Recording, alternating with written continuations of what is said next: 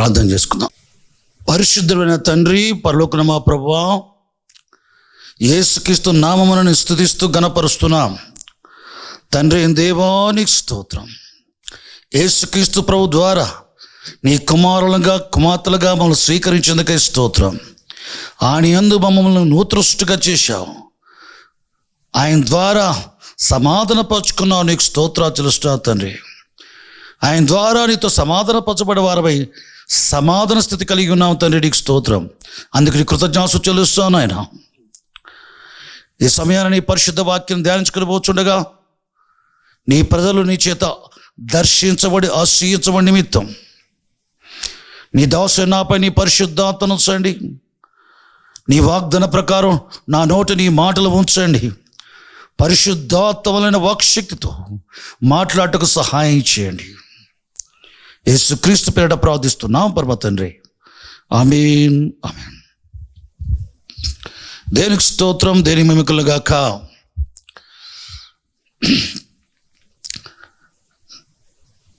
గత సండే దేవు మహాకృప బట్టి మత్తయి రాసిన వార్త 24వ అధ్యాయం 3వ వచనాన్ని మనం ధ్యానించుకున్నాం. దాంట్లో కొంత ధ్యానించుకోబోతున్నాం. గత వారం నేను చెప్పినట్లుగా యుగ సమాప్తి అనే మాట నెక్స్ట్ బైబిల్ స్టడీలో మనం ధ్యానించుకుందామని చెప్పాను. దేనికి స్తోత్రం, దేని మహిమకలుగాక. పరలోకమందుల యేసుక్రీస్తు ప్రభు ఈ లోకానికి మానవ శరీరాకారముతో మరియ గర్భాన పరిశుద్ధాత్మ వల్ల వచ్చాడు. ప్రియులారా, ఆయన 30 ఏళ్ల వయసు నుంచి 3.5 సంవత్సరాల పరిచర్యగా 33.5 సంవత్సరాల వయసు వరకు ఆయన పరిచర్య జరిగించాడు. ఆయన పరిచర్య చేసే దినాలలో చివరి కాల భాగములో యెరూషలేము దేవాలయం దర్శించినప్పుడు శాస్త్ర పరిశీలన ఉద్దేశించి 23వ అధ్యాయం మత్తయి సువార్త అంతయు ఆయన చాలా ఖండితముగా మాట్లాడాడు వారితోటి. దేనికి స్తోత్రం. ఆయన మాటలను బట్టి శిష్యులు విన్నవారు యెరూషలేము దేవాలయం విడిచిపెట్టి కిద్రోను వాగు దాటి ఒలీవ కొండ మీదకి వచ్చి ఒలీవ కొండ మీద యేసుక్రీస్తు ప్రభు కూర్చుని ఉండగా శిష్యులు ఏకాంతమందు ఆయన సమీపించి అడిగారు, ప్రభువా, నువ్వు చెప్పిన సంగతులు ఇవి ఎప్పుడు జరుగును? నీ రాకడకు సూచనలేమి? ఈ యుగ సమాప్తికి సూచనలేమి? ఒకే ప్రశ్నలో 3 భాగాలుగా వారు అడిగిన దానికి ఇవి ఎప్పుడు జరుగును అనే విషయాన్ని గత సండే మనం ధ్యానించుకున్నాము. నీ రాకడకు సూచనలేమి గత సండే మనం ధ్యానించుకున్నాం. ఈ యుగ సమాప్తికి సూచనలేమి ఇప్పుడు ధ్యానించుకుని పోతున్నాం. దేనికి స్తోత్రం. పరిశుద్ధ గ్రంథం సాక్ష్యం ఇచ్చినట్టుగా యుగము అనేది ఉంది, యుగములు అనేవి ఉన్నాయి. దేనికి స్తోత్రం, దేని మహిమలు గాక. ఒక యుగం కాదు, కొన్ని యుగాలుగా బైబిల్ చెప్తా ఉంది.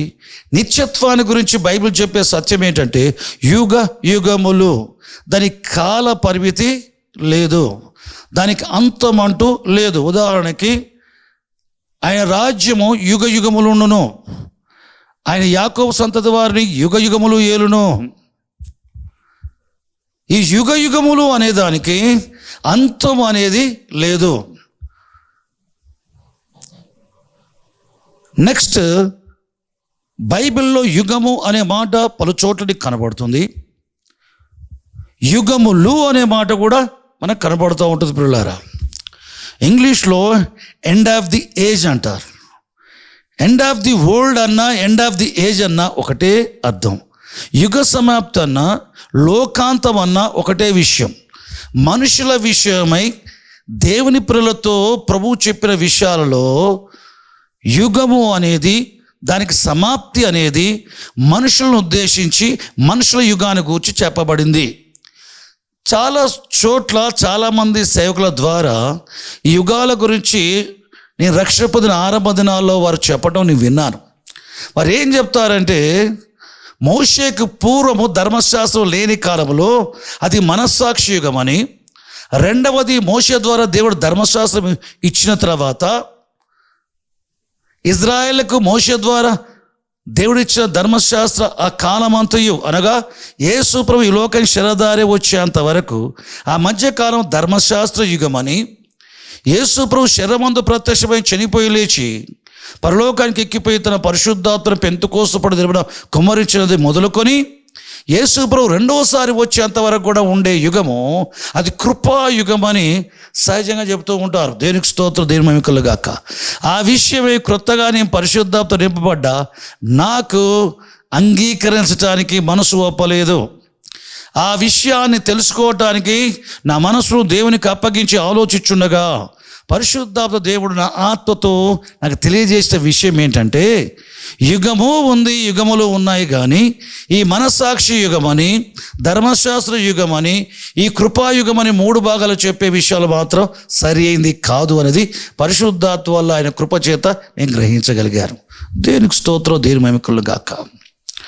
దేవుడు ఈ ఆకాశం, భూమి, సముద్రం సమస్తాన్ని సృష్టించాడు. తన మనసులో సృష్టించబోయే నరుని ఉద్దేశించి అతని కొరకు ఏది కావాలో దాన్ని ముందుగా సృష్టించి జగత్తు పునాది వేయడంపై దేవుడు క్రీస్తులో ఏర్పరచుకున్న మనం, ఆత్మలమై ఉన్న మన ఆత్మను ఆయన సృష్టించిన నేలలో నుంచి శరీరాన్ని సృష్టించి ఆత్మను, పరలోకం నుండి కలిగిన ఆత్మను, నేల నుండి కలిగిన శరీరాన్ని రెండింటినీ కలిపాడు. దీంట్లో దేవుని గొప్ప ప్రణాళిక ఉంది. నా ఆత్మ పరలోకపు దేవుని నుండి కలిగింది, ఇది పరలోక సంబంధమైంది. నా శరీరము ఈ భూ సంబంధమైంది, ఈ లోకానికి సంబంధించిన నేల మంటితో నిర్మించబడ్డది మన శరీరం. ప్రియులారా, పరలోకం నుండి కలిగిన ఆత్మ, నేల నుండి కలిగిన శరీరము ఈ 2 కలవబడగా నరుడు జీవించు ఆత్మ ఆయను. దేనికి స్తోత్రం. పరలోక సృష్టి వేరు, ఈ లోక సృష్టి వేరు. కానీ మనుషుడు మాత్రం ఆత్మను బట్టి పరలోక సంబంధమైన వ్యక్తి, శరీరాన్ని బట్టి ఈ లోక సంబంధమైన వ్యక్తి. పరలోకము, భూలోకం భవిష్యత్తులో కలిసిపోబోతున్నది. పరిశుద్ధులు దేవుని సేవించేటప్పుడు పరలోక భూలోకాన్ని కలుసుకుంటుంది. పరిశుద్ధులు దేవుని ఆరాధించటం కానీ, ప్రార్థించటం కానీ, ఉపవాసంతో సేవించటం కానీ జరుగుతున్నప్పుడు పరలోకం భూలోకమును కలుసుకుంటుంది. పరలోకం నీ ఆత్మతో సహవాసం చేస్తుంది, నీతో సహవాసం చేస్తుంది. నువ్వు సేవించినప్పుడు మట్టికే పరలోకం నీతో సహవాసం చేస్తుంది. కానీ రాబోయే కాలంలో నిత్యత్వంలో ఉండబోయేది ఏంటంటే, పరలోకం భూలోకం 2 కలిసిపోద్ది అనటానికి ఆధారం పరలోకం నుండి కలిగిన ఆత్మ, నేల నుండి కలిగిన శరీరం రెండింటిని దేవుడు ఆరంభంలోనే కలిపేశాడు. దేనికి స్తోత్రం. దీంట్లో దేవుని చిత్తము, దేవుని యొక్క ఆలోచన, ప్రణాళిక మనకు కనబడుతూ ఉంది. భవిష్యత్ జ్ఞానం గల దేవుడు భవిష్యత్తులో చేయబోయే విషయం ఏంటంటే పరలోకాన్ని, భూలోకాన్ని కలపడమే. అది ఈ లోకం కాదు. దేనికి స్తోత్రం. సరే, మంచిది. బైబిల్ ఏమని చెప్తా ఉంది? యుగములు అనే మాట పరిశుద్ధ గ్రంథములో కొలస్సీయుల రాష్ట్ర పత్రిక 1వ అధ్యాయము 25వ వచనంలో ఈ విధంగా రాయబడింది. కొలస్సీయుల రాష్ట్ర పత్రిక 1వ అధ్యాయం 25వ వచనములో దేవుని వాక్యమును అనగా యుగములలోను తరములలోను మరుగు చేయబడ మర్మమును ప్రకటించుటకై నేను సంఘమునకు క్రీస్తు యేసు యొక్క పరిచారకుడినైతిని అని పౌలు అంటున్నాడు. ఇంకా ఏమని చెప్తున్నాడు? అన్యజనులలో ఆయన మహిమైశ్వర్యం ఎట్టిదో అనగా మీ యందున్న క్రీస్తు మహిమా నిరీక్షణ అయి ఉన్నాడు అన్న సంగతి తన పరిశుద్ధకు తెలియపరచగోరి. దేనికి స్తోత్రం, దేని మహిమలు గాక. చూడండి, యుగములలోను, ప్లూరల్, ఒక యుగం కాదు, యుగములలోను తరములలోను. తరాలనేవి యుగానికి ఉండేటి. చూడండి, దేనికి స్తోత్రం. ఒక గడియలో, ఒక గంట సమయములో దాంట్లో నిమిషాలు ఉన్నాయి. ఒక నిమిషములో సెకండ్స్ ఉన్నాయి. ఇది ఎంత సత్యమో.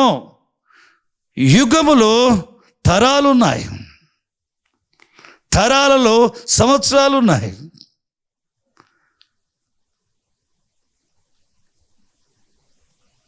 యుగములు, యుగములలోను తరములలోను అన్నాడు.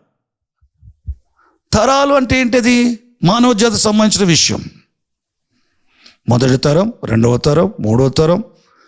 లేక మత్తయి సువార్త మొదటి అధ్యాయంలో అబ్రహాము కుమారుడు దావీదు కుమారుడు యేసుక్రీస్తు వంశావళి, అబ్రహామును మొదలుకొని క్రీస్తు మరియలో పుట్టేంత వరకు కూడా రాయబడిన తరాలన్నీ కూడా 42 తరాలను రాశాడు అక్కడ. ఈ తరములు అనే విషయాలు మానవులకు సంబంధించిన తరములవి. ఈ తరములు ఒక యుగంలో ఉంటాయి. ఒక యుగం మనకు సంబంధించిన యుగం. దేవుడు ఆకాశమును, భూమిని, సముద్రమును అందరి సమస్తాన్ని సృష్టించి నేలలో నుంచి నరుని శరీరాన్ని నిర్మించి వారి నాసికా రంధ్రాల గుండా జగత్తు పునాది వేయబడకపోయే క్రీస్తులో ఏర్పరచుకున్న ఆత్మను ఆ మంటి దేహములో ప్రవేశపెట్టడం, జీవించు ఆత్మ కావటం, అది మొదలుకొని నరుల యుగము ప్రారంభమైంది. మత్తయి సువార్త 28వ అధ్యాయము 20వ వచనంలో యేసు ప్రభు మృతుల్లోంచి లేచిన తర్వాత 40 దినాల వరకు శిష్యులకు అగపడుచు అనేక విషయాల్ని, దేవుని రాజ్య విషయాలను బోధించడమే కాకుండా మృతుల్లోంచి తను సజీవుడిగా కనపరుచుకోవటానికి అనేక రుజువులను, ప్రమాణములను వారికి తెలియజేశాడు. పిల్లులారా, 40 రోజులు ఆ విధంగా అగపడుతూ ఆ విధంగా చేసిన ఆయన పరలోకానికి ఎక్కిపోయే మునుపు ఒక మాట చెప్పాడు శిష్యులతో. ఏమని చెప్పాడు తెలుసా? మీరు సమస్త జీవులను శిష్యులుగా చేయండి, విశ్వసించిన వారికి తండ్రి యొక్కయు, కుమారు యొక్కయు, పరిశుద్ధాత్మ యొక్క నామములను బాప్తిసం ఇయ్యండి. నేను గైకొనవలని ఏ సంగతులు ఆజ్ఞాపించుతునో వాటిని బోధించండి. ఇదిగో యుగ సమాప్తి వరకు సదాకాలం మీకు తోడుగా ఉన్నాను అన్నాడు యేసు ప్రభు. యుగ సమాప్తి అనగా యుగ ఆరంభం ఉంది. ఇది ఏ యుగం? యుగములలోను తరములలోను అని చెప్పబడిన కొలసి పత్రికలోని మొదటి అధ్యాయం 25వ వచనంలో ఆ యుగాలలో ఇది ఏ యుగం గురించి చెప్తున్నాడు? మానవ యుగం. ఎప్పుడు ప్రారంభమైంది? మనుషుడి కొరకు దేవుడు భూమి, ఆకాశము, సముద్రములోని సమస్తాన్ని సృష్టించి నరును సృజించినప్పుడు నరుని యుగం ప్రారంభమైంది. యేసు ప్రభు మృతుల్లోంచి లేచిన తర్వాత పరలోకానికి ఎక్కిపోయే మునుపు తన యందు విశ్వాసం ఉంచి శిష్యులతో చెప్పే మాట ఏంటంటే, నరుల యుగానికి సమాప్తి ఉన్నది. ఈ యుగానికి సమాప్తి వరకు నా శిష్యులైన, నా సేవకులైన మీకు తోడుగా ఉంటాను అని చెప్పుకొచ్చాడు. దేవునికి స్తోత్రం. మనుషుల యుగానికి ప్రారంభం ఉంది, మనుషుల యుగానికి అంతం ఉంది. యుగ సమాప్తి అంటే లోకాంతం, యుగారంభము అంటే లోకారంభం. యేసు ప్రభు చెప్పాడు, లోకారంభము నుండి లేదా లోకం పుట్టిది మొదలుకొని మరుగు చేయబడిన సంగతులు మీకు తెలియజెప్పేదను. అనగా నరుడి యుగము ప్రారంభమైంది మొదలుకొని అని అర్థం. యుగ సమాప్తి వరకు అంటే ఈ లోకాంతం, నరుడి యుగము ముగింపు వరకు మీకు తోడుగా నుండేదను అని చెప్పాడు యేసుక్రీస్తు ప్రభు. మరి యుగములు అన్నాడు కదా, ఇంకేమైనా యుగాలు తెలుసా నీకు పాస్టర్ అంటే, పరిశుద్ధాత్మ దేవుడు నా హృదయంలో ఉంచిన విషయం, హృదయాలు ఏంటంటే, దేవునికి స్తోత్రం, మనకంటే ముందుగా అదృశ్యమైన సృష్టి తీశాడు. ఇది మన కంటికి కనబడే సృష్టి, దీని దృశ్యమైన సృష్టి అంటారు. ఆకాశం మనకు కనబడుతుంది, సూర్యచంద్ర నక్షత్రాలు మనకు కనబడతాయి, భూమి కనబడుతుంది, పక్షులు, జంతువులు, పశువులు, ప్రాకటి పురుగులు, కొండలు, లోయలు, నదులు, సముద్రం ఇవన్నీ కనబడతాయి. జలచరాలు ఇవన్నీ కనబడతాయి. ఆకాశం అందున్నవి కానీ, భూమి అందున్నవి కానీ, సముద్రం అందున్నవి కానీ, వాటితో పాటు కలగజేయబడ సమస్తము కూడా దృశ్యమైన సృష్టి. అంటే నీ నా కంటికి కనబడే సృష్టి. అయితే అదృశ్యమైన సృష్టి ఉంది, దీనికంటే ముందుగా దేవుడు సృష్టించాడు. ఈ అదృశ్యమైన సృష్టి ఏంటి? పరలోకం. అది మన కంటికి కనబడని సృష్టి, అది పరలోక సృష్టి. భూలోకాన్ని అంటే ప్రభు సృష్టించాడు, పరలోకాన్ని కూడా సృష్టించాడా? అవును, సృష్టించాడు. ఈ లోకంలాగానే ఈ లోకం కంటే ముందుగా పరలోకాన్ని దేవుడు సృష్టించాడు, పరలోకంలో సమస్తాన్ని దేవుడు సృష్టించాడు. దేవునికి స్తోత్రం. మన కంటికి అది కనబడటం లేదు కనుక మనకు అర్థమయ్యే రీతిలో పరిశుద్ధ వాక్యం చెప్పే విషయం ఏంటంటే, పౌలు చెప్పాడు, అది అదృశ్యమైన సృష్టి కొలస్సీ పత్రిక 1వ అధ్యాయంలో ఆ విధంగా రాయబడింది 14-15 వచనాల్లో. దేవునికి స్తోత్రం. ఈ పరలోక సృష్టి, పరలోకంలో ఎలా ఉన్నారంటే భూమి మీద దేవుడు సృష్టించిన నరులు రకరకాలుగా ఉన్నారు. అందరి భాషలు ఒకటి కాదు, అందరూ ఒకే ఎత్తులో లేరు, ఒకే రంగులో లేరు, ఒకే ముఖ కవలికలు లేవు. అందరూ యొక్క పోలిక స్వరూపాలు ఒకేలాగా లేవు.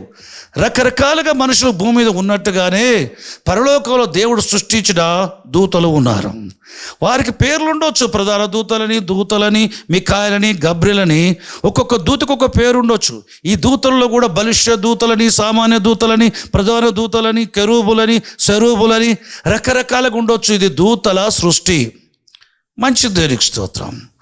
పరలోకముని దేవుడు ఎప్పుడు సృష్టించాడు? పరలోకంలో దేవుని ఆరాధించే, దేవుని సేవించే దేవదూతలు ఎప్పుడు సృష్టించాడో ప్రారంభమైంది దేవదూతల యుగం.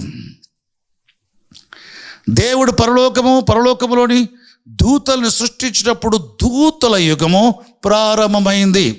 దూతల యుగానికి ఆరంభం అనేది ఉంది. దూతలు నిత్యము ఉంటారు మహిమాస్వరూపులైన ఆత్మలుగా. పరిశుద్ధ దేవదూతల గురించి అపోస్తలుడైన పౌలు హెబ్రీ విశ్వాసకు రాస్తూ 1వ అధ్యాయం అంతా కూడా హెబ్రీ పత్రికలో దేవుని కుమారుడైన క్రీస్తును కుమారుడు గనుక వారసుడు, దేవదూతలు సేవకులైన ఆత్మలు, సేవకులు, దాసులు ఎప్పుడు కూడా వారసులు కారు. కాబట్టి హెబ్రీ పత్రిక 1వ అధ్యాయం 14వ వచనంలో ఈ దేవదూతలందరూ రక్షణ అనే స్వాస్థ్యము పొందబోయే వారికి పరిచారము చేయటకై పంపబడిన సేవకులైన ఆత్మలు కారా? సేవకులు, ఒకవైపు దేవునికి సేవకులు, ఒకవైపు మనకు సేవకులు. దేనికి స్తోత్రం, దేని మహిమకులు గాక. ఇది అర్థం కావడానికి ఒక విషయం నేను చెప్తాను.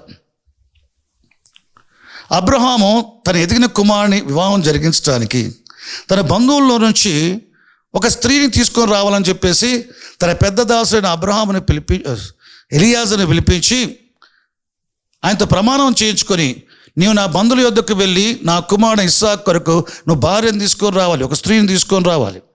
ఈ కనాను కుమార్తెల్లో ఎవరిని కూడా నా కుమారునికి చేయడానికి వీల్లేదు. నీకు ముందుగా దేవుడు తన దూతను పంపిస్తాడు, వెళ్ళు అని చెప్పాడు. ఎలియాజరు ఏం చేశాడు? శ్రేష్టమైన వస్తువులు, బంగారు నగలు తీసుకొని 10 ఒంటెలతో కొందరు తీసుకొని ప్రయాణం చేసి అతని బంధువుల ప్రాంతానికి రావటం జరిగింది. అక్కడ బావి దగ్గర ఒంటెలు మోకరింపజేశాడు. దేవుడు ప్రార్థన చేశాడు. ఏమని? ఈ బావి దగ్గర నా ఒంటెలు మోకరింపజేశాను, ప్రభువా యెహోవా, నీ దాసుడైన నా యజమానికి నీ కృపను, నీ సత్యమును కనపరచు. ఈ బావి దగ్గరికి నీళ్లు తోడుకోవటానికి వచ్చే స్త్రీలలో నేను ఎవరిని అడగా? నీకు పోస్తాను, నీకు దాహం ఇస్తాను, నీ వంటలకు పోస్తానని ఏ స్త్రీ చెప్పును, నా యజమాని కుమారునికి ఆ స్త్రీ భార్య అగును. ఆయన ప్రార్థన చేసిన చాలించడంతోటి రిబ్కా కడవ చేత పట్టుకుని బావి దగ్గరికి వచ్చింది. ఈ పరీక్షలో రిబ్కా నెగ్గింది. ఆయన దాహమడితే నీకు పోస్తాను, నీ వంటలకు పోస్తానని చెప్పి పోసింది. ఆమె బంగారు కమ్మి, బంగారు రగలు తీసిచ్చి నువ్వు ఎవరి కుమార్తెను అడిగి అడ్రస్ తెలుసుకొని వెళ్తాడు. వారు వచ్చేసి తీసుకువెళ్తారు. వారు భోజనం సిద్ధపడిన తర్వాత ఈ పెద్దదాసు ఏమంటాడు? నేను వచ్చిన పని చెప్పగమని నేను భోజనం చేయని చెప్పి ఆయన చెప్తున్నాడు ఈ విధంగా. ఆదికాండం 24వ అధ్యాయం 34-35 వచనాల్లో, నా యజమానుడైన అబ్రహామును దేవుడైన యెహోవా బహుగా ఆశీర్వదించెను. తన యజమానుడైన అబ్రహాముని దేవుడైన యెహోవా బహుగా ఆశీర్వదించు. అబ్రహాము ఎలియాజరు అనే దాసుడికి ఏమవుతాడట? యజమానుడు. అతని కుమారుని కొరకు మీ కుమార్తె తీసుకురావడానికి వచ్చాను, కానీ నేను ప్రార్థించగా ప్రార్థన ఫలితం ఏంటో అని ఆ విషయాలన్నీ చెప్పిన తర్వాత ఆ ఇంటివారు చెప్పారు, మేము అవునని కానీ కాదని కానీ చెప్పలేము, ఇదిగో రిబ్కాని ఎదుట ఉన్నది తీసుకెళ్ళని చెప్పారు. ఆమెను అడిగారు, వెళ్తావు ఈ మనిషితో పాటు? అబ్రహాము కుమారుడు ఇస్సాకు భార్యగా ఉంటే వెళ్తావా అంటే వెళ్ళలేదను అన్నది. చూడు దేనికి స్తోత్రం.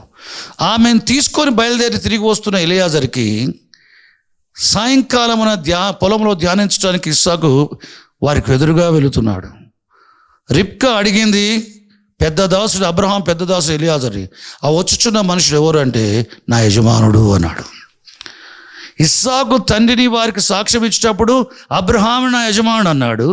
అబ్రహాం కుమారుని గురించి రిబ్కా అడిగినప్పుడు అబ్రహాం కుమారుని కూడా నా యజమానుడు అని చెప్తున్నాడు ఈయన. అంటే ఈయన ఎవరికి దాసుడు? అబ్రహాంకి దాసుడు, అబ్రహాం కుమారునికి కూడా దాసుడు. అంటే ఎలియాజరుకి అబ్రహాం యజమానుడు, అబ్రహాం కుమారుడు ఇస్సాకు కూడా యజమానుడు. అదేవిధంగా యేసుక్రీస్తు ప్రభు ద్వారా దేవునికి కుమారులుగా కుమార్తెలు చేయబడ్డ స్త్రీ పురుషులందరికీ, దేవునికి సేవకులైన దాసులైన సేవకులైన ఆత్మల దేవదూతలు దేవునికి ఎట్లా దాసులో, దేవుని కుమారుల కుమార్తెలకు కూడా వారు సేవకులైన ఆత్మలు. రక్షణ స్వాస్థ్యం పొందబోయే వారికి పరిచారము చేయుటకై పంపబడిన సేవకులైన ఆత్మలు దేవదూతలు. దేవునికి స్తోత్రం, దేవుని మహిమ కలుగుగాక. ఈ దేవదూతల కంటే ఎంతో గొప్పవాడు యేసుక్రీస్తు ప్రభువు. ఆయన మహామహుని కుడిపార్శ్వన కూర్చుంటమే కాదు, సమస్తం పైన దేవుని చేత ఆయన వారసుడిగా నిర్ణయించబడ్డాడు. కుమారుడు వారసుడు, దాసులు వారసులు కారు. అబ్రహాములో అగపడ్డది దేవుని ప్రణాళికలో ఉన్నది. కాబట్టి సాతానుడు ఆశించిన సింహాసనం ఇవ్వకుండా ఆశించినప్పటికీ కూడా తన కుమారునికి ఇచ్చాడు. దావీదు సొలొమోనుకు సింహాసనం ఇచ్చినట్టుగా తండ్రి దేవుడు తన కుమారునికి తన సింహాసనాన్ని ఇచ్చాడు. దేవునికి స్తోత్రం, దేవుని మహిమ కలుగుగాక. చూడండి, సేవకులైన ఆత్మలు దేవదూతలు వీరు ఎప్పుడు దేవుని చేత సృజించబడ్డారో దేవదూతల యుగం ప్రారంభమైంది. వీరు నిత్యము ఉండే మహిమా స్వరూపి అయిన ఆత్మలు గనక, నిత్యము దేవుని వలె ఉంటారు గనక ఈ యుగానికి, దేవదూతల యుగానికి అంతం అనేది లేదు. మనుషుల యుగానికి ఆరంభం ఉంది, అంతం ఉంది. దేవదూతల యుగానికి ఆరంభం ఉంది, కానీ అంతము లేదు. తర్వాత దూతల కంటే ముందుగా ఉన్నవాడు, మొదటివాడును కడపడివాడును ఎవరైనా దేవుడని యెహోవా. దేవుడు ఒక్కడే. దేవుడు ఎప్పటి నుంచి ఉన్నాడు? ఎప్పటి నుంచో ఉన్నాడు. ఎప్పటి వరకు ఉంటాడు? ఎప్పటికీ ఉంటాడు. ఆరంభం అనే పుట్టుక ఆయనకు లేదా? లేదు. అంతమనే మరణం ఆయనకు లేదా? లేదు. ఆయన ఎప్పటి నుంచి ఉన్నాడు? ఎప్పటి నుంచో ఉన్నాడు. ఎప్పటి వరకు ఉంటాడు? ఎప్పటికీ ఉంటాడు. అంటే దాని అర్థం ఏంటి? దేవుడు నిత్యుడు, దేవుని కూడా యుగం ఉంది. దేవుని యుగం మనకి ఆరంభము లేదు, దేవుని యుగానికి అంతం లేదు. ఆరంభము లేని అంతము లేని యుగం దేవుని యుగం. ఆరంభము కలిగి అంతము లేని దేవదూతల యుగం. ఆరంభము కలిగి అంతము కలిగి ఉన్న యుగం అది మనుషుల యుగం.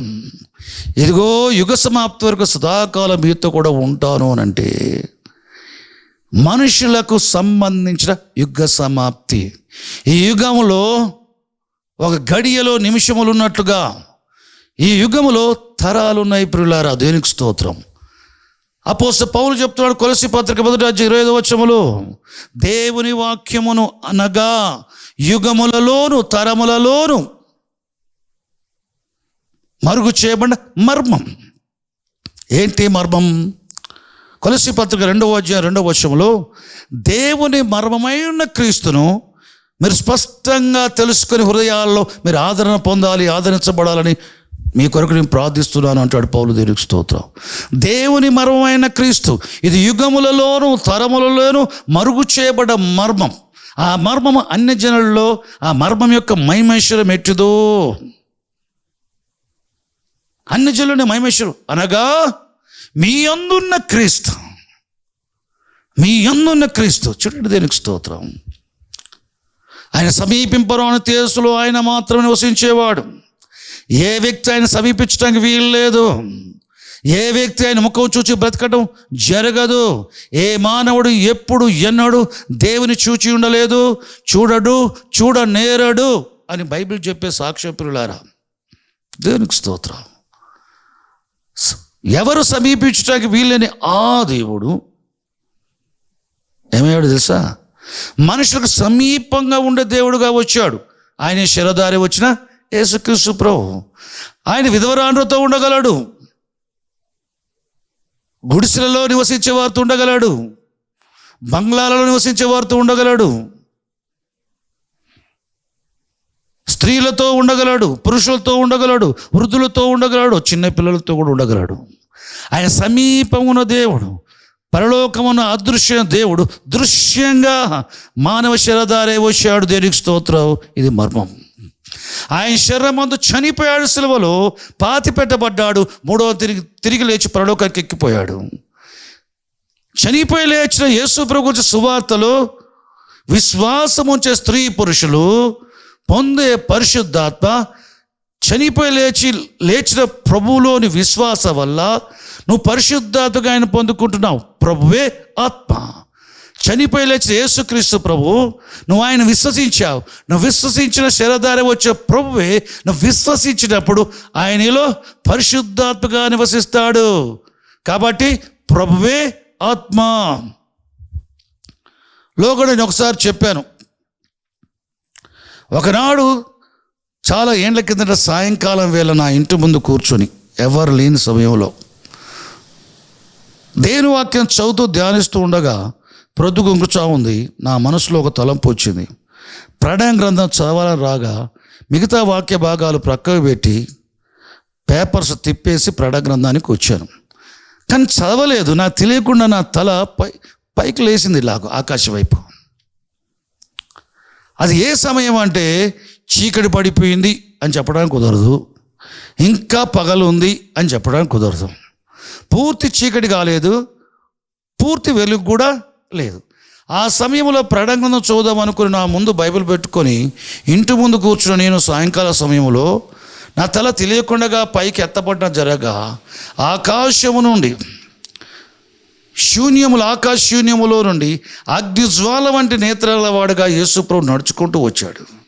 ఆయన వచ్చి చూడగా నా కళ్ళ గుండా కన్నీరు గారుతూ ఉంది ఆయన సన్నిధికి.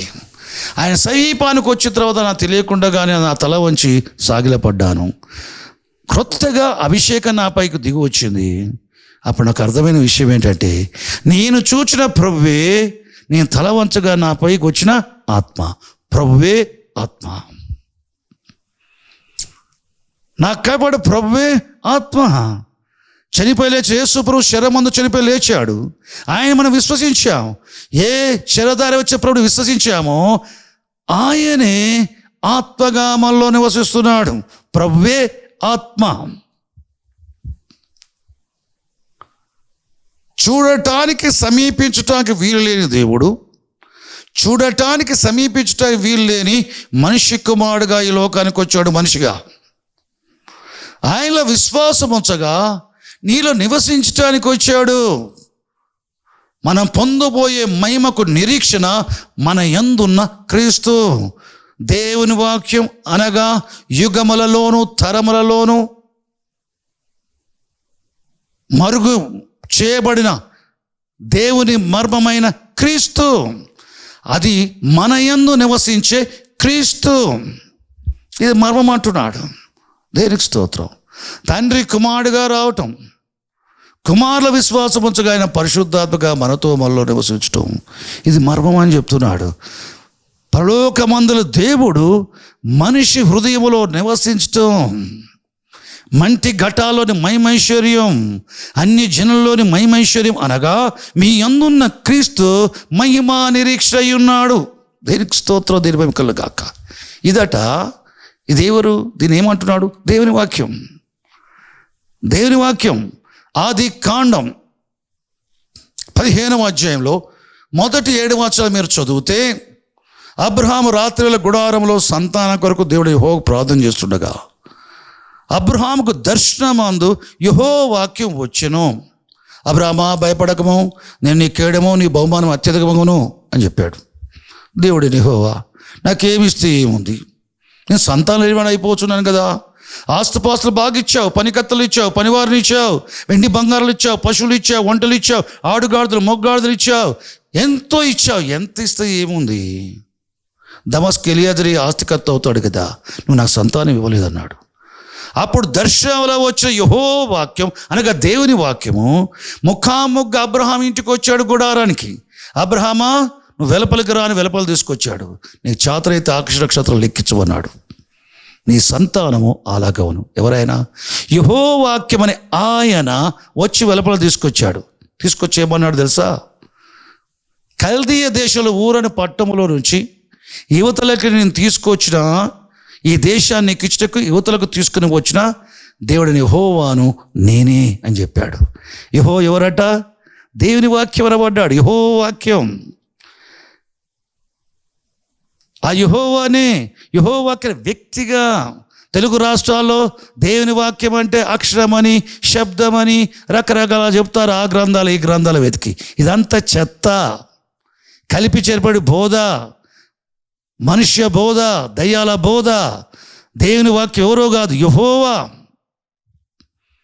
దాన్ని పౌలు చెప్తున్నాడు కొలస్సీ పత్రిక 1:25 వచనంలో, దేవుని వాక్యమును అంటే దేవుడు అనగా యుగములలోను తరములలోను మరుగు చేయబడిన మర్మం అన్ని జనుల్లోని మహిమ ఎట్టుదో అనగా మీ యందున్న క్రీస్తు. చూడండి, దేవుడు అక్కడ ఉన్నాడు.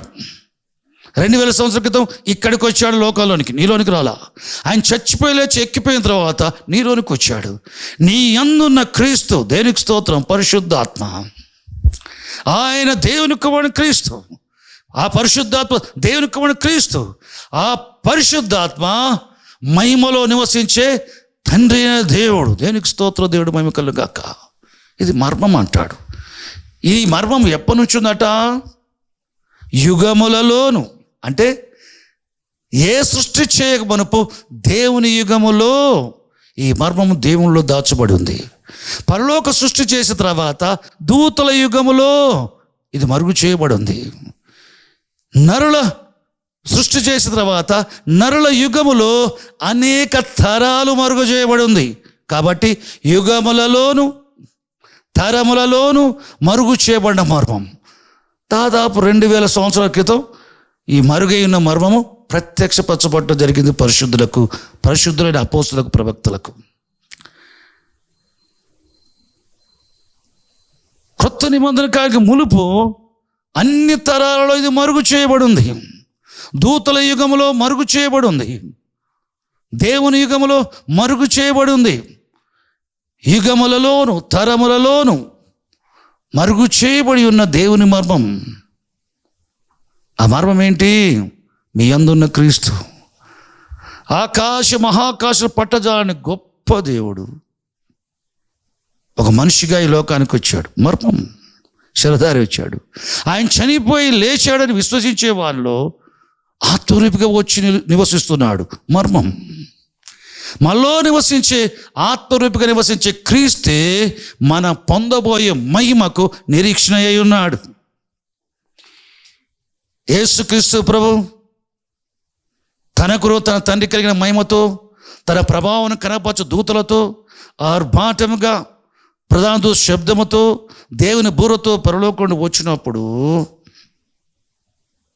మనం మహిమ పొందుతాం, మన మహిమలోని మార్చబడతాం అన్న నిరీక్షణ కలిగి ఆయన ప్రభు రాకని ఎదురు చూస్తున్నామే. ఆ నిరీక్షణ మన యందున్న క్రీస్తే, నీలో నివసించే పరిశుద్ధాత్ముడే. దేనికి స్తోత్రం, దేని మహిమ కలుగాక. క్రీస్తు మనలో నివసించుట అంటే క్రీస్తు ఆత్మ మనలో నివసించుట. ఎవడైనా క్రీస్తు ఆత్మ లేనివాడైతే, దాని అర్థం ఎవడైనా క్రీస్తు లేనివాడైతే క్రీస్తు పరిశుద్ధాత్మగా మనలో నివసిస్తాడు.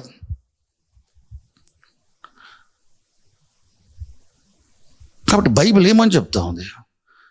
యుగాలు దేవుని యుగం, దేవదూతల యుగం, నరుల యుగం. యుగానికి సమాప్తం ఉంది. ఈ యుగములో ఉన్న మనుషులు రాబోయే యుగం కొరకు ఎదురు చూడాలి, రాబోయే లోకం కొరకు ఎదురు చూడాలి. హెబ్రీ పత్రికలో ఉన్నత లోకాన్ని గురించి పౌలు హెబ్రీ విశ్వాసతో మాట్లాడుతూ హెబ్రీ పత్రిక 2వ అధ్యాయం 5వ వచనంలో ఏమంటున్నాడు? మనం మాట్లాడుచున్న ఆ రాబోయే లోకమును దేవుడు దూతలకు లోపరచలేదు. ఈ రాబోయే లోకం అనేది రాబోయే యుగ సంబంధమైంది. హెబ్రీ పత్రిక 6వ అధ్యాయం 5వ వచనంలో పౌలు ఏమంటాడు? 4-5 వచనాల్లో, ఒకసారి వెలిగింపబడి పరలోకసమైన వరము రుచి చూచి పరిశుద్ధాత్మల పాలివారై దేవుని దివ్య వాక్యమును రాబో యుగ సంబంధమైన శక్తుల ప్రభావం అనుభవించిన తర్వాత అంటున్నాడు.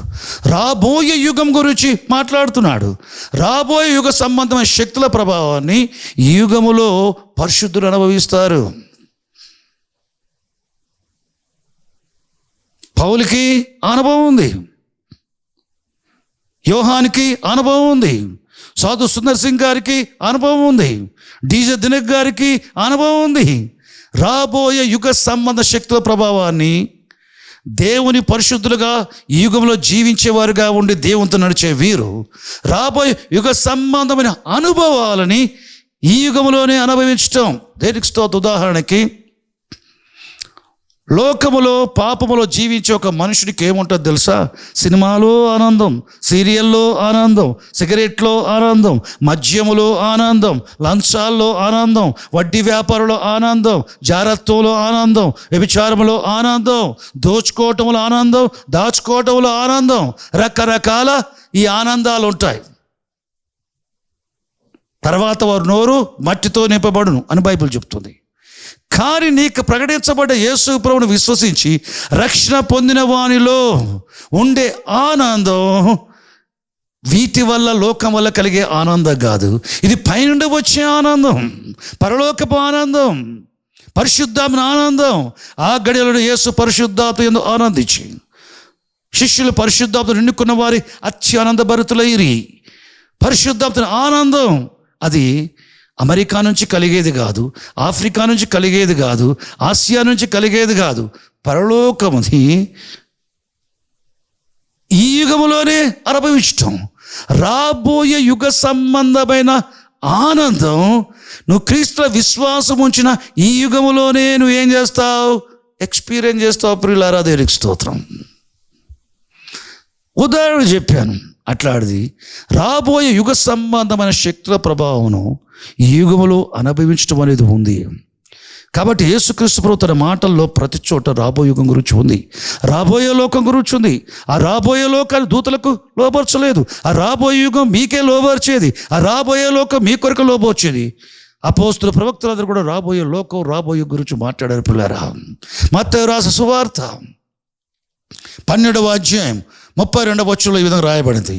ఆయన ఏం చెప్పాడు? యేసుక్రీస్తు ప్రభు, మనిషి కుమారుని దూషిస్తే వాడు పశ్చాత్తాపడినట్లయితే పాపక్షేపణ కలుగుతుంది, కానీ పరిశుద్ధాత్మ విషయమై దూషిస్తే అట్టి వానికి ఈ యుగమందైనను రాబో యుగమందైనను పాపక్షేపం లేదు. యేసుప్రభు చెప్తున్న మాట, ఈ యుగమందైనను రాబో యుగమందైనను. రాబోయే యుగం ఆరంభం కావాలంటే ఈ యుగం ఏం చేయబడాలి? సమాప్తం చేయబడాలి. ఈ యుగానికి సమాప్తి ఉంది. దేవదూతల యుగానికి సమాప్తి లేదు, దేవుని యుగానికి సమాప్తి లేదు, మనుషుల యుగానికి సమాప్తి ఉన్నది. మరి ఎప్పుడు ఉన్నది ఆ సమాప్తి?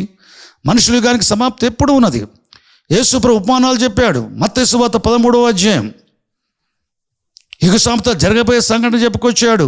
మత్తయి సువార్త 25వ అధ్యాయం 31 నుంచి 46 వచనం వరకు.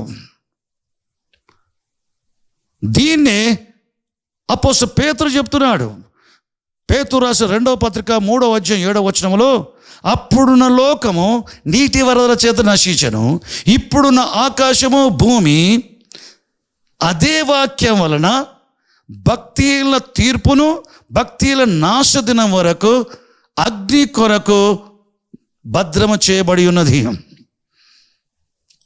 అప్పుడున్న లోకం జలప్రలయం చేత నశించిపోవడం జరిగింది, కానీ ఇప్పుడున్న ఆకాశం భూమి అగ్ని కొరకు నిల్వ చేయబడి ఉన్నది. ఎప్పటి వరకు? భక్తిహీనుల తీర్పు దినం వరకు, భక్తిహీనుల నాశ దినం వరకు అని చెప్పాడు. అంటే దానికి ఒక టైం ఇచ్చాడు. దేవునికి స్తోత్రం. భక్తిహీనుల తీర్పు ఉందా? ఉంది. భక్తి పరుల తీర్పు ఉందా? ఉంది. ఈ రెండు విషయాలు కూడా పేతురు చెప్తున్నాడు.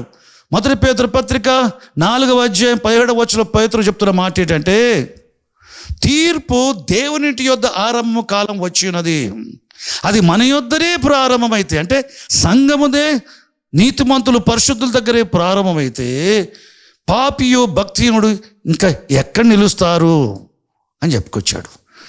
అగ్ని వంటి మహాసభ గురించి పై వచనాల్లో మాట్లాడుతూ ఎవడైనా క్రైస్తవుడైతే సిగ్గుపడక ఆ పేరు బట్టి మయపరచాలని చెబుతూ ఈ విషయాన్ని చెప్పుకొస్తాడు. ప్రియులారా, ఒక విధంగా చెప్పాలంటే డైరెక్ట్గా పేర్లు ఉపయోగించకపోయినా కానీ క్రీస్తు విరోధి పరిపాలన కాలంలో ఉండబోయే మహాసభల కాలం గురించి పేతురు ఎక్కడ చెప్పుకొచ్చాడు. దేవునికి స్తోత్రం.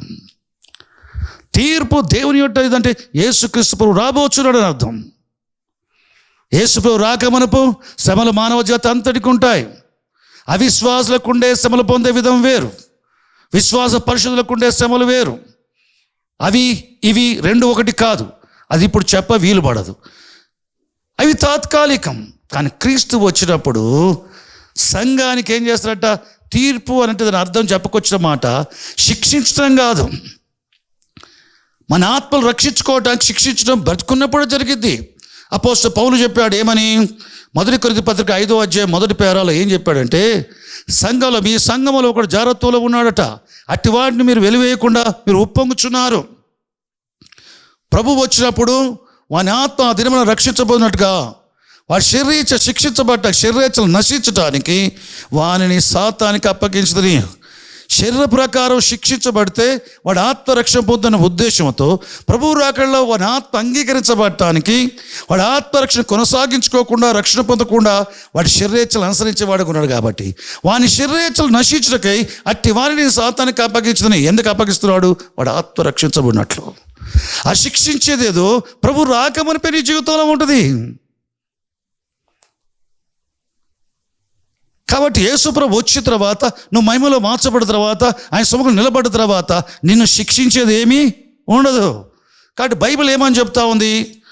రోమీయుల రాసిన పత్రిక 14వ అధ్యాయం 10 నుంచి 12 వచనాలు, 2 కొరింథీ పత్రిక 5వ అధ్యాయం 10, 11 వచనాలు. ఈ 2 భాగాల్లో పౌలు చెప్తున్న మాట, మనమందరము కూడా మనల గురించి లెక్క అప్పచెప్పడానికి చెప్పుకోవడానికి క్రీస్తు పీఠం ఎదుట మనం నిలబడవలసి ఉన్నది. పరలోక దర్శన అనుభవం ఉంటే నువ్వు పరలోకానికి వెళ్ళినప్పుడు నీ ఆత్మ క్రీస్తు న్యాయపీఠం మీద నిలబడ్డప్పుడు నేను సరిచేయటం పంపటం ఇవి ఉంటాయి. నేను హెచ్చరించడం సరిచేయటం పంపటం ఉంటాయి. కొన్ని అనుభవాలు అపోస్తులకు దేవుడు ఇస్తాడు, అది ప్రక్క పెడదాం. కానీ ఫైనల్గా జరిగేదంటే క్రీస్తు వచ్చినప్పుడు మనం పునరుద్ధానం అవ్వటం, మహిమలో మార్చబడటం, ఆయన సింహాసనం నిలబడటం. తీర్పు దేవుని ఆరంభ కాలం వచ్చిందంటే యేసు ప్రభువు అక్కడ దగ్గరలో ఉన్నది. యేసు ప్రభువు అక్కడ మహిమలో మార్చబడి నీ గురించి లెక్క చెప్పుకోవటానికి ఏం చేయబడతావు? ఆయన సముఖంలో నిలబడతావు, ఆయన న్యాయపీఠం ముందు నిలబడతావు. తన గురించి ప్రతివాడు తన గురించి దేవునికి లెక్క అప్పచెప్పవలసి ఉన్నది. విశ్వాసులు లెక్క అప్పచెప్పవలసి ఉన్నది. మత్తయి సువార్త 25వ అధ్యాయం ప్రకారం తలాంతుల విషయంలో లెక్క అప్పచెప్పుకోవటం తీసుకుంటాడు. యజమానుడు వచ్చినప్పుడు లెక్క అప్పచెప్పవలసి ఉన్నది. లెక్క అడుగుతాడు, నీకు 5 తలాంతులు ఇచ్చాను, ఏం చేశావు? మరి 5 సంపాదించాను, 10 పట్టాల మీద కారువయ్యిండు. నీకు 2 ఇచ్చాను, ఏం చేశావు? మరొక 2 సంపాదించాను. నీకు 1 ఇచ్చాను, ఏం చేశావు? భూమితో వీరి పాతి పెట్టాను. వాని యొద్ద తీసేసి కలిగిన వానికి అని చెప్తాడు.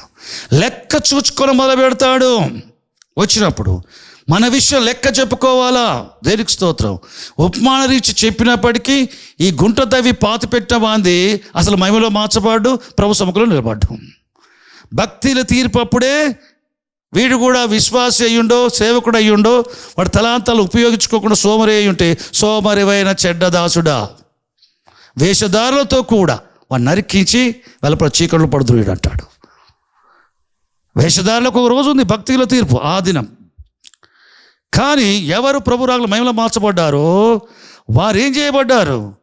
వారి తీర్పులోనికి రాక, వారి ఆత్మలు మన ప్రభులో విశ్వాసం వచ్చి రక్షించబడ్డప్పుడు మన తీర్పులోనికి రాక మన ఆత్మ మరణాన్ని దాటి జీవంలో ప్రవేశించేది. ఇప్పుడు యేసు ప్రభు వచ్చినప్పుడు మన శరీరాలు తీర్పులోనికి రాక మరణం దాటి జీవంలో ప్రవేశిస్తాయి.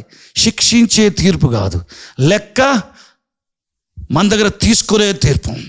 అది ఆరంభ కాలం వచ్చినదనంటే శ్రమల గురించి కాదు. అక్కడ యేసు ప్రభు వచ్చాడు, మొదట మనం ఆయన ముందు నిలబడాలా. మనం సరిగా లేకపోతే మార్చబడం, నిలబడటకు శక్తి కలగదు. ఇక భక్తులు ఏముంటారు అక్కడ? ప్రభు సముఖంలో ఉండ అసలు ఛాయే ఉండదు. మంచి దేనికి స్తోత్రం.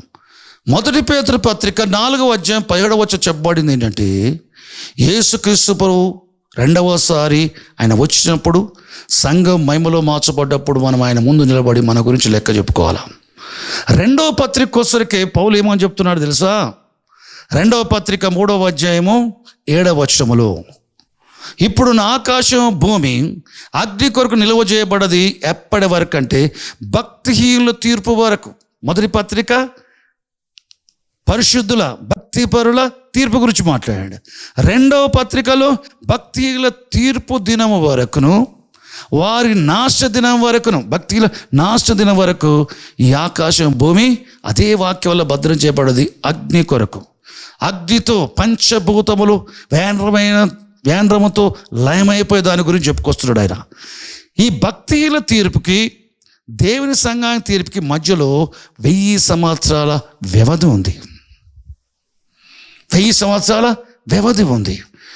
పరిశుద్ధ గ్రంథంలో మనం చూస్తే ప్రకటన గ్రంథం 20వ అధ్యాయము 4, 5, 6 వచనాలు చూస్తే, ఆ క్రూర ముఖమునకైన అంటే క్రీస్తు విరోధికి, వాని ప్రతిపక్కైన అంటే క్రీస్తు విరోధి ప్రతిపక్కైన నమస్కారం చేయకంటే ఆరాధించక మొక్కక సాగిలపడక, వాని పేరు సంఖ్య అయినను పేరైనను నొసట కానీ కుడి చేతి మీద కానీ వేసుకొనక, పైగా దేవుని వాక్య నిమిత్తం యేసు ప్రభు గురించి సాక్ష్యం ఇచ్చినందుకు శిరచ్ఛేదం చేయబడతారు క్రీస్తు విరోధి పాలన కాలమందు.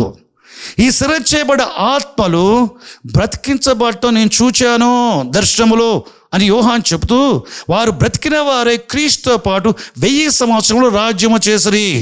యేసు ప్రభు వస్తాడు, పునరుద్ధానం జరుగుతుంది, బ్రతికించబడుతూ జరుగుతుంది. ఈ బ్రతికించబడ్డ వారు ఇది మొదటి పునరుద్ధానం. ఈ పునరుద్ధానంలో పాలుపోసిన వారు ధన్యులు, పరిశుద్ధులయ్యుందురు. వీరు పాపులు కాదు, భక్తిహీనులు కాదు. వీరు ఆశ్రయించబడ్డవారు పరిశుద్ధులు. మొదటి పునరుద్ధానం. క్రీస్తు విరోధి పరిపాలన కాలం తర్వాత యేసు ప్రభు రాకడా, పరిశుద్ధుల పునరుద్ధానం, అటువంటి మొదటి పునరుద్ధానం. ఆ మొదటి పునరుద్ధానంలో పాలుపోసిన వారు పరిశుద్ధులు, ధన్యులు. కడవ మృతులు లేవలేదు. ఈ మొదటి పునరుద్ధానంలో పాలుపోసిన వారిపై రెండవ మరణానికి అధికారము లేదు, అగ్నిగుండానికి అధికారము లేదు.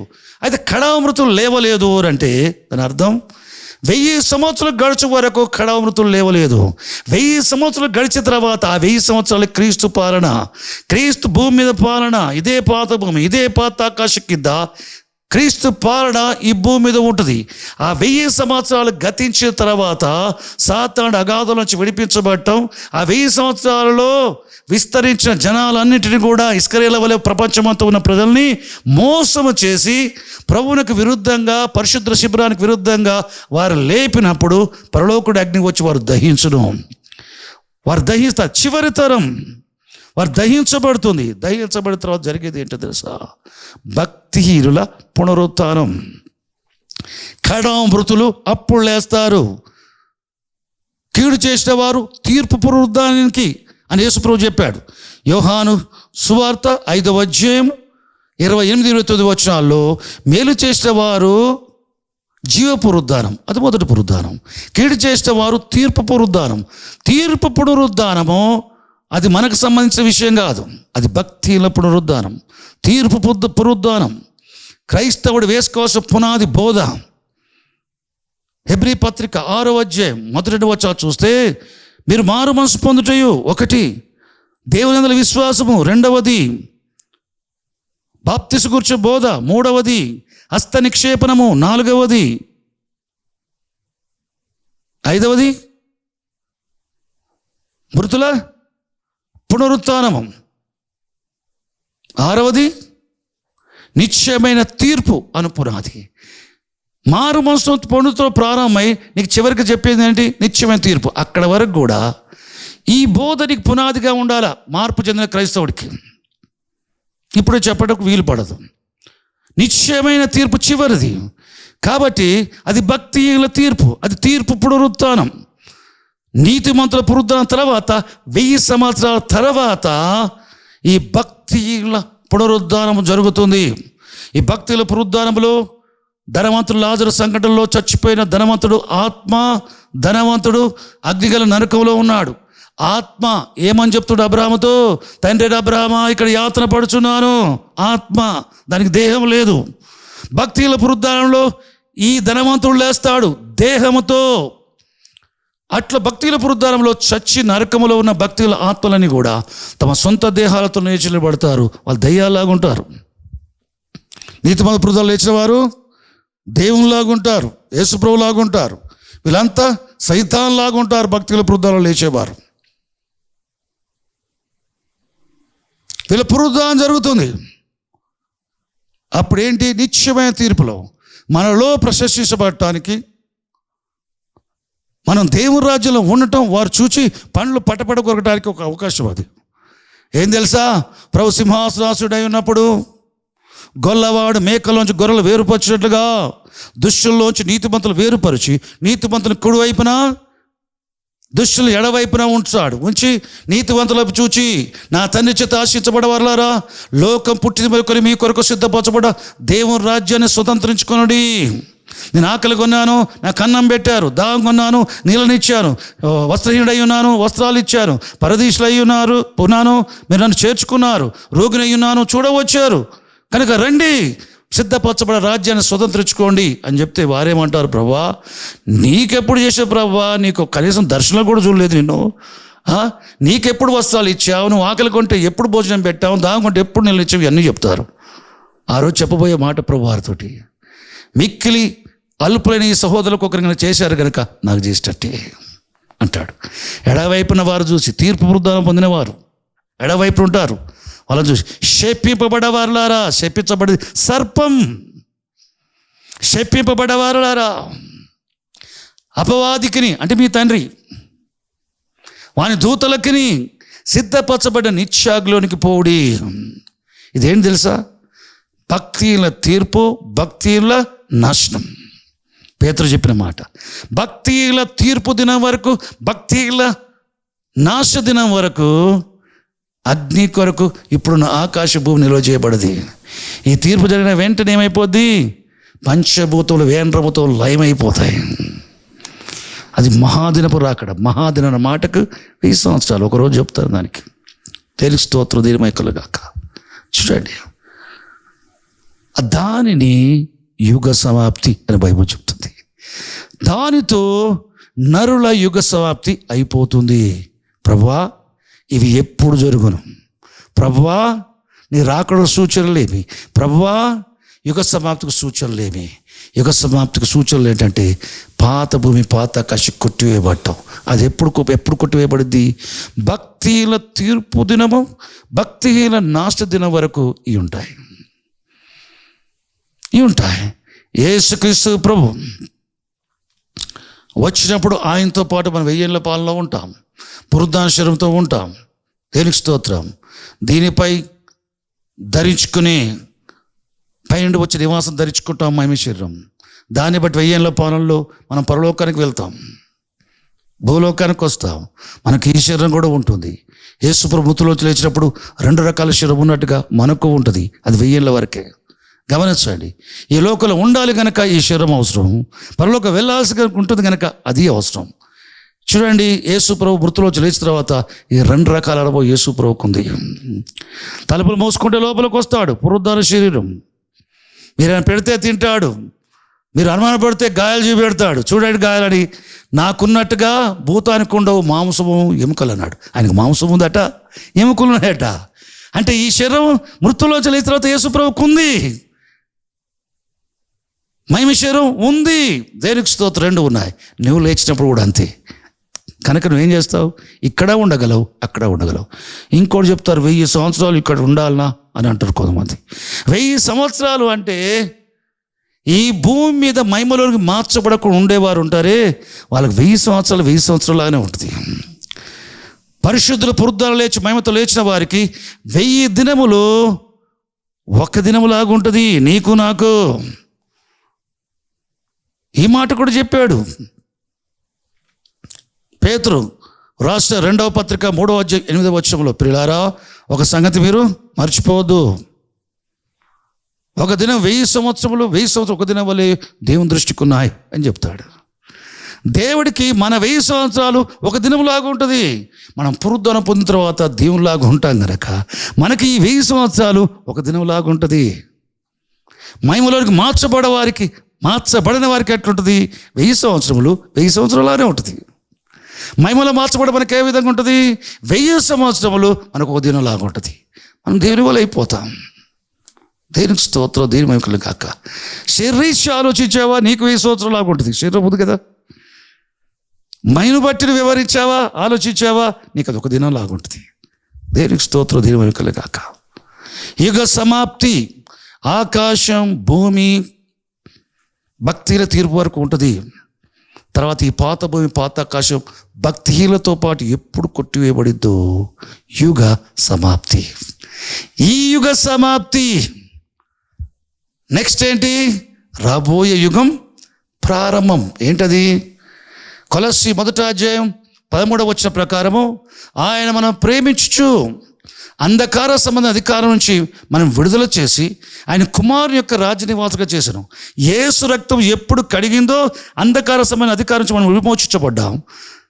ఆయన కుమారుని యొక్క రాజ్యనివాసుగా చేయబడ్డాం. ఆయన కుమారుని యొక్క రాజ్యనివాసులో మనం, ఆయన కుమారుని యొక్క రాజ్యనివాసులో మనం.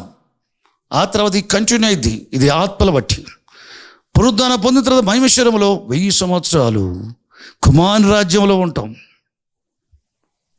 ఆయన భుజాల మీద రాజ్యభారం ఉంది. 1000 సంవత్సరాలు ఆయన తండ్రి దావీదు సింహాసనాన్ని అధిష్ఠిస్తాడు. గబ్రియల్ దూత లూకాసు వార్త 1:1 చెప్పిన మాట, మరియా భయపడకము, నువ్వు దేవుని కృప పొందావు, పరిశుద్ధాత్మ మీకు వస్తాడు, శక్తి నేను కమ్ముకుంటుంది, నువ్వు గర్భవతి పరిశుద్ధాత్మల కుమారుని కంటావు, ఆయన పరిశుద్ధులు పడతాడు, గొప్పవాడవుతాడు, ఆయన తండ్రి అయినా దావీ సింహాసనం ఇయ్యబడును. యేసు ప్రభు దావీ సింహాసనం కూర్చునేది ఉంది. యెరూషలేములో సింహాసనాసీనుడై యాకోబు సంతతి వారి మట్టుకే కాకుండా, ఇజ్రాయేల్ మట్టుకే కాకుండా ఈ భూగోళాన్ని పరిపాలన చేసేది ఉంది. దేనికి స్తోత్రం, దేని మహిమలు గాక. అది కుమారుని రాజ్యం. ఏ రాజ్యం? కుమారుని రాజ్యం. 1000 ఏళ్ళు అయిపోద్ది. భక్తిహీనుల పునరుద్ధానం నాశనం అయిపోద్ది. పాత కొట్టివేయబడింది. 1 కొరింథీ పత్రిక 15వ అధ్యాయం 27వ వచనంలో ఏం రాయబడింది తెలుసా? దేవుడు సర్వములో సర్వమగు నిమిత్తము సమస్తాన్ని కుమారునికి లోపరచబడింది. సమస్తం కుమారుకు లోపరచబడిన తర్వాత సమస్త లోపరచ తండ్రికి కుమారుడు తానే లోబడునన్నాడు. ఎందుకు లోబడతాడు? దేవుడు సర్వములో సర్వమగు నిమిత్తం. దేవుడు క్రీస్తులో విశ్వాసం ఉంచిన వారిని అందరి క్రీస్తులో సమకూర్చుకుంటున్నాడు. మనమందరూ క్రీస్తులో ఉన్నవారు అయినప్పుడు క్రీస్తు ఆయనకి సమస్తం లోపరిచి దేవునికి తానే లోబడనన్నప్పుడు మనము దేవునిలో క్రీస్తుతో పాటు ఐక్యం చేయబడతాం.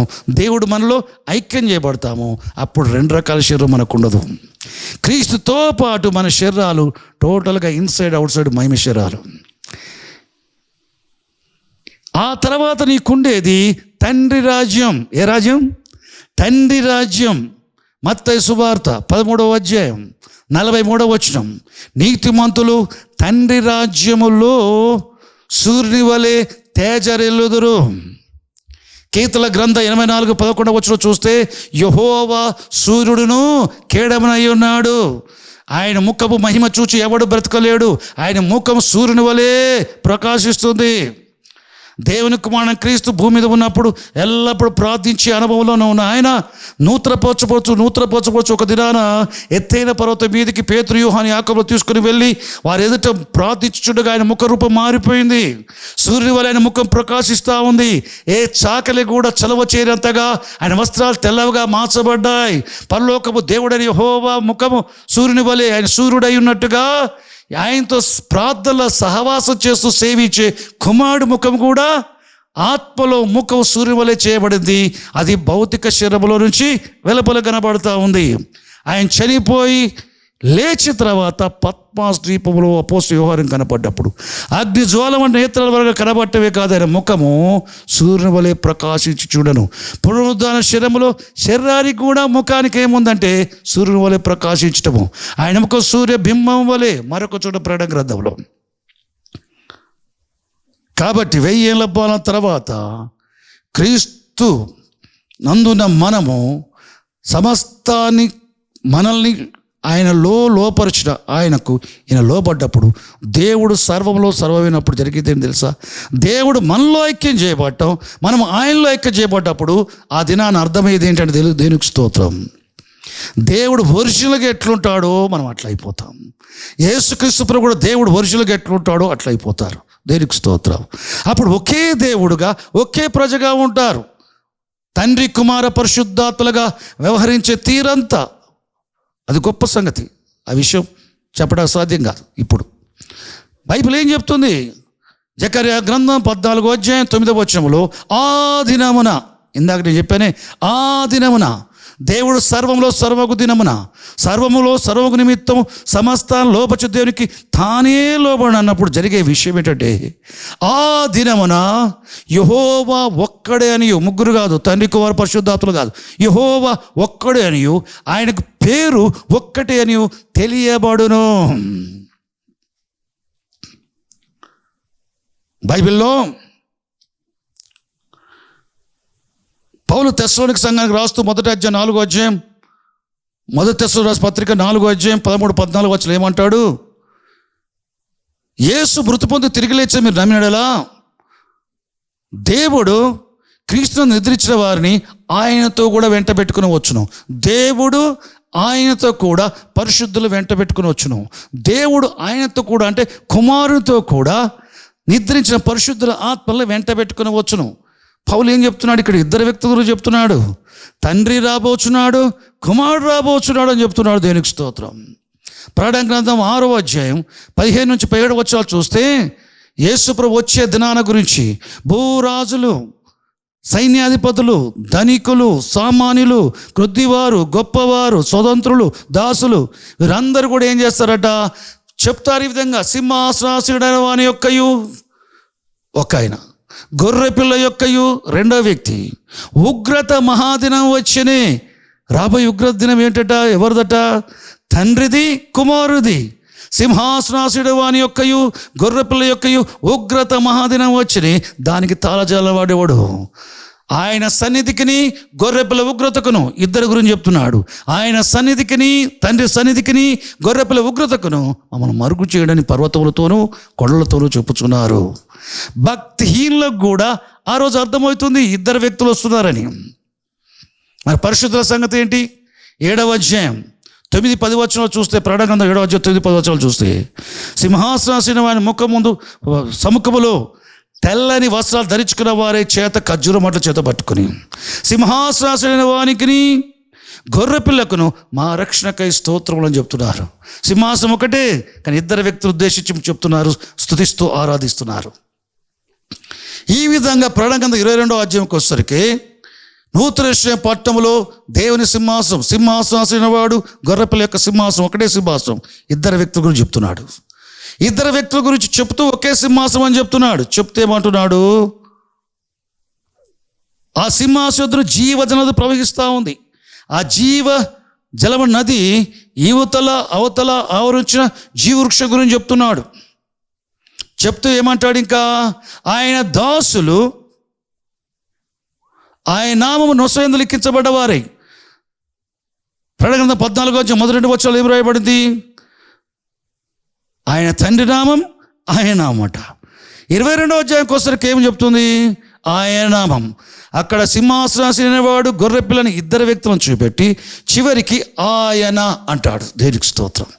ఆయన అంటాడు. ఇద్దరు ఏకమైన ఒక వ్యక్తి. ఆయన ముఖదర్శనం చేస్తూ ఆయన దాసులు ఏం చేస్తారట? దివారాత్రులు ఆయన సేవించుచుందురు. ఆయన మనకు తండ్రి అయి ఉంటాడు, మనము ఆయనకు కుమారులమై ఉంటాం. ఆయన మన దేవుడు అయి ఉంటాడు, మనం ఆయన ప్రజలై ఉంటాం. అది తండ్రి రాజ్యం. ఆ తండ్రి రాజ్యంలో యేసు ప్రభు ముఖం ఎట్లా సూర్యుని వలె ఉంటుందో మన ముఖాలు కూడా నీతిమంతులు తండ్రి రాజ్యంలో సూర్యుని వలె తేజరిల్లుదురు. అది అక్షరాల దేవుని వలె అయిపోతాం ప్రియులారా.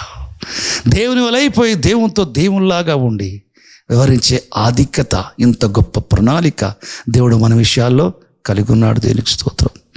వారం 10 రోజులు చెప్పుకునే సందేశం మీకు 1-10 నిమిషాల్లో చెప్పాల్సి వచ్చేది. దేనికి స్తోత్రం. దేవుని కలగాక. ఇటు సంగతుల గురించి మనం బోధించబడుతూ ఉంటే మీకుండే ఆనందం ఎంతో నాకు తెలియదు, కానీ ఇవి చెప్పడానికి నా ఆత్మ ఎప్పుడూ ఉరకలేస్తూ ఉంటుంది. ఈ విషయాలు నాకు అర్థమవుతూ ఉంటే, బోధించబడుతూ ఉంటే క్రొవ్విన మెదడు దొరికినట్టుగా ఉంటుంది. నా ఆత్మ క్రొవ్విన దూడ గంతులు వేసేట్టుగా గంతులు వేస్తూ ఉంటుంది. ఇది బార్ షాప్లో దొరికే ఆనందం కాదు, థియేటర్లో దొరికే ఆనందం కాదు, సీరియల్లో టీవీ సీరియల్లో దొరికే ఆనందం కాదు, డబ్బులో దొరికే ఆనందం కాదు. క్రీస్తులోని విశ్వాసం వల్ల, దేవుడు పరిశుద్ధాత్మగా మనలో నివసించడం వల్ల కలిగి రాబోయే యుగ సంబంధమైన ఆనందం ఈ యుగంలో అనుభవించుట. కాబట్టి ప్రియులారా, ఈ యుగములో ఉండి రాబోయే లోకకు ఎదురు చూచుట, రాబోయే యుగకు ఎదురు చూచుట. యుగ సమాప్తి, లోకాంతం రెండు ఒకటే. End of the age, end of the world. లోకాంతం, యుగ సమాప్తి రెండు ఒకటే. దేనికి స్తోత్రం, దేని మక్కలు గాక. ప్రభువా, ఇవి ఎప్పుడు జరుగును? నీ రాకడకు విశ్వాసకు సూచనలేమి చెప్పడం జరిగింది. దేనికి స్తోత్రం. మీరందరూ ఇక్కడే ఉన్నారా, లేదా తాడేవాళ్ళు ఉన్నారా? దేనికి స్తోత్రం, దేవమైకలుగా. నేను అనుకుంటున్నా తాడేవాళ్ళు ఉన్నారని. దేనికి స్తోత్రం, దేవమైకలు గాక. తాడేవాళ్ళు ఉండబోయే వారికి అవసరం బోధలి.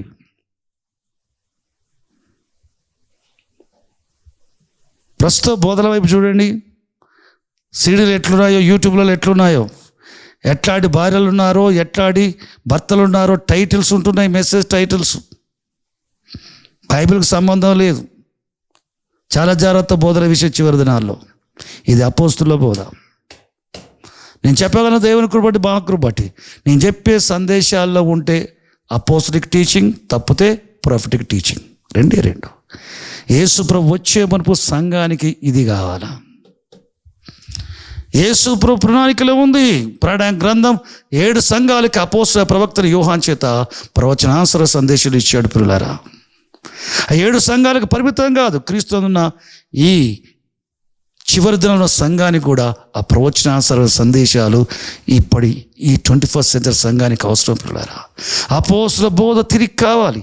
క్రీస్తు యేసే ముఖ్యమైన మూలరాయుడిగా అపోస్తల ప్రవక్తల వేసే పునాదిపై కట్టబడే సంఘాలకు యేసు ప్రభు వచ్చే మనపు తిరిగి అపోస్తలు ప్రవక్తలు వేసే పునాదితో కూడా సందేశాలు, నిర్మాణతో కూడా సందేశాలు, ప్రవక్తల అపోస్తల సందేశాలు సంఘాలకు అవసరం.